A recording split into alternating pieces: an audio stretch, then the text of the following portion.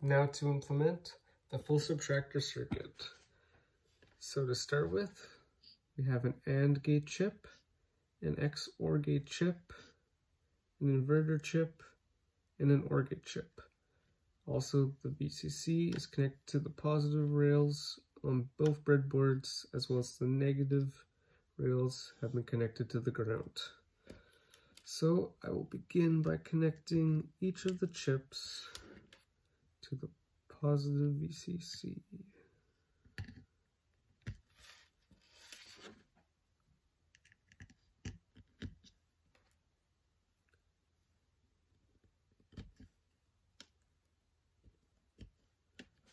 Then I'll connect each of the chips to the ground.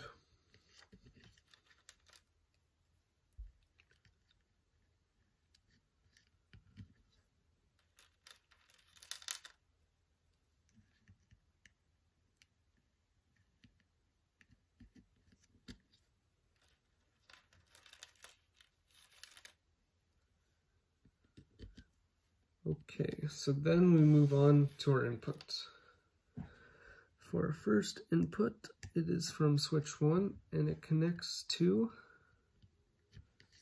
the XOR gate and to the first inverter. This inverter will output to the first AND gate. Okay. Then the input from switch 2 will connect to the first XOR gate and to the first AND gate. This first AND gate will output to the OR gate. And the first XOR gate will output to the second XOR gate and to the second inverter. This second inverter will output to a second AND gate.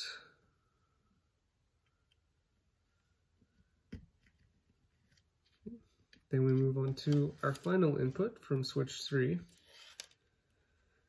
which will be used to indicate if a borrow is taken from the difference of switch 1 and 2.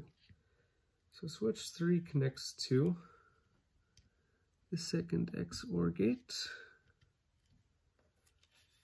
and to the second AND gate. This second AND gate will output to the OR gate. Okay, then we are on to the overall outputs of the system. First being from the second XOR gate to the first LED. This indicates the overall difference. And then our second overall output will be from the OR gate to LED 2, which tells us if a borrow from a higher value has been taken. So to test if this circuit is working properly, it will essentially act as a half subtractor when we are not taking a borrow. In other words, when switch 3 is low. So to test that, we will see if it matches our half subtractor results. So turning the power on. Okay, and we see LED 1 and LED 2 is low, as switch 1 and switch 2 are low. This matches our half subtractor results. Then, when we make switch 1 high and switch 2 low, we should see only LED 1 turn high and LED 2 remain low. This is correct. Then when we make switch 2 high and switch 1 low, we should see LED 1 high and LED 2 high. That is correct. Then when both switch 1 and 2 are high, both should be low. Okay, so The first 4 possible combinations of input match our half subtractor. Now we're going to test if the third input is working correctly. So when only the third input is high, the difference between 1 and 2 will be 0. So to take a borrow from it, the difference must take a borrow from a higher value, making it 2 minus 1. So the difference will be 1, and LED 1 will be high. And we've taken a borrow from a higher position, so LED 2 should also be high. And that is correct.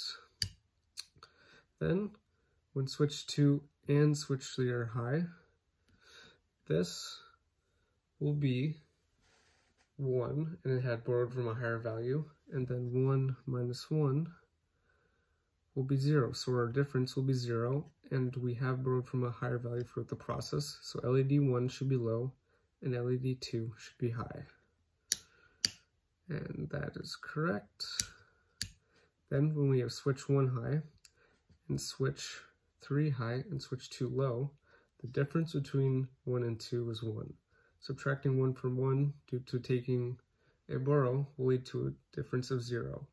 And we did not need to borrow from a higher value, so both LED 1 and LED 2 should be low. That is correct.